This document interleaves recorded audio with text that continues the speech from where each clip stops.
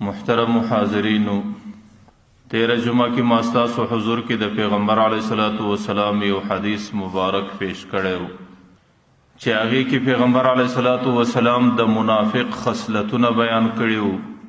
او هغه کې پیغمبر علیہ الصلوۃ والسلام د منافقت د زندګۍ علامه شوولې ولې.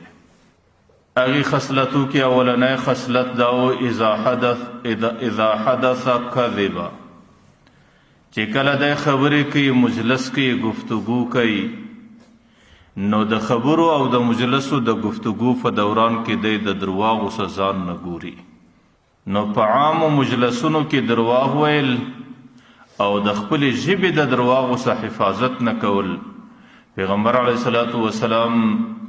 دا د انسانانو په زندگی کې د نفاق اوله علامه بیان کړې ده. اوس درواغ ویل زموږ په دین کې څومره مذموم عمل دی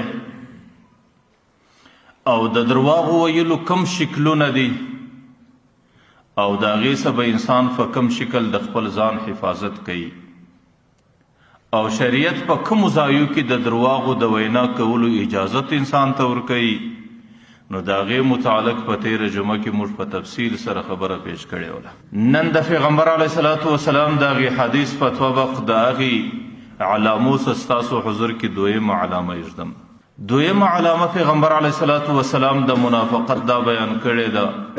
واذا وعد خالف، چې کله یو سړی د چا سره معاشره کې زندگی کې وعده وکړي د وعدې مخالفت کوي،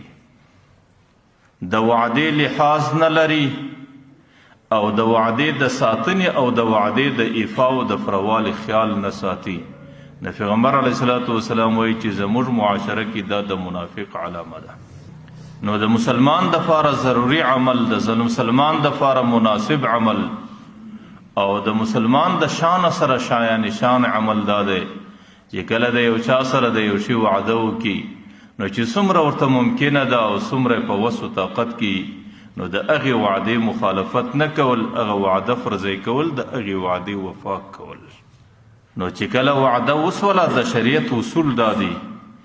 بیا د هغې وعدې پوره کول او د هغې وفا کول دا پر بنده باندې واجب عمل او ضروري عمل بلل سوی دی. لیکن که بالفرض یو ځای د سړي ته د وعدې په فروالي کې یو عذر پیدا یا یو مشکل مختراله یا یو منع مختراله یا یو رکاوټ مختراله، د هغې په خاطر باندې سړي هغه خپله وعده در سره نس ورسولی، نو بیا د شریعت اصول دا دی چې هغه سړي سره چې کومه وعده تا کړې د هغې سړي ته به اطلاع ورکوې، هغې سړي ته به خبر ورکوې، هغه سړي ته به دا وایي چې سړی ما خو ستا سره وعده کړې ده او زما اراده هم دا وه چې زه دا وعده سرته ورسوم او وعده پوره کړم، لیکن ما ته یو عذر دی، ما ته یو مانع دی، د هغې عذر او د مانع په خاطر ما ته د دې وعدې پوره کول ممکن عمل نه دی، نو زه په دې وعده کې معذور یم او ستاسو دا خواست کوم چې د دې وعدې متعلق زما عذر قبول کړي. نو که چیرې په یو موقع باندې انسان ته په یو جهت سره په یو وجه سره د وعدې پوره کول مشکل عملو ممکن نه و د انسان در وس ووتی، بیا به انسان د هغې چاته د دې خبرې ښکاره مذاکره کوي چې د کوم چا سره د وعده سوې ده. مثلا یو سړی دی د بل چا سره وعده وکړه چې را روانه میاشته پر دومره تاریخ باندې زه تاته دومره مال و دولت در کوم یا فلانکی شی در کوم یا زه ستا سره فلانکی احسان کوم، لیکن د وعدې څخه وروسته د هغې سړي د لاسه څه مال و دولت ولاړی چې د کم شي وعده د کړې او د یو وجې په وجوه د یو علت په خاطر باندې ده ته هغه وعده پوره کول دا ممکنه نه وله، نو بیا به شریعت اصول دا دی چې د هغې سړي سره به دی مذاکره کوي چې سړی ما ستا سره وعده کړې وه، هغه تاریخ د کم تاریخ وعده چې ما کړې وه هغه تاریخ هم را رسېدونکی دی،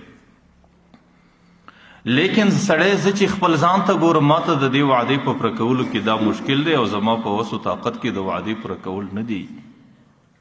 نو ځکه زه د دې وعدې متعلق معذوره یم، ته به زما عذر قبلې، نو که چیرې ما د دې وعدې پروالی نه وکړې پر ما به څه لوم او ملامتیا نه راولي، نو بیا د شریعت په طبق باندې د وعدې د نفره کولو په موقع کې د هغې سړي سره ښکاروالی کول. لیکن که چیرې انسان ته عذر نه وي، انسان ته د وعدې په پوره کولو کې څه مشکلات نه وي بیا خو زموږ په شریعت کې وعده پوره کول دا ضروري عمل دی او په بعضو صورتونو کې دا د وجوب او د واجب درجې ته رسېدلی دی چې بیا د وعدې پوره کول د انسان لپاره واجب عمل